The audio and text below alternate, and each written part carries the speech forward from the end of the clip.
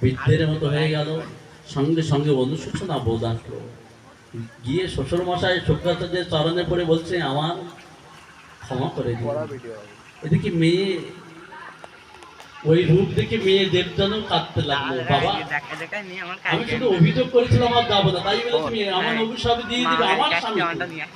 কত সুন্দর নবজৈবন ছিল তার, এখন দেখতে তো আমারও ভালো লাগে না। আমার স্বামী হলো বলতে কি আর তাকাতে ইচ্ছা করছে না।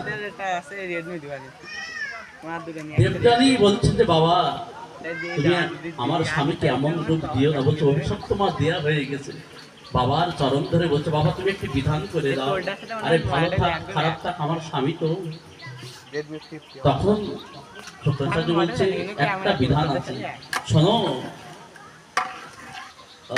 রাজা যজাতি, তোমাকে একটু কথা বলি। তোমার এই জৈবন আমি ফিরিয়ে দিতে পারি একটা মাধ্যমে, বিনিময় করি। যদি কেউ তোমার বার্ধক্য নিতে চায় আর তার জৈবন তুমি দিতে চাই, তাহলে বিনিময় করা যাবে। এত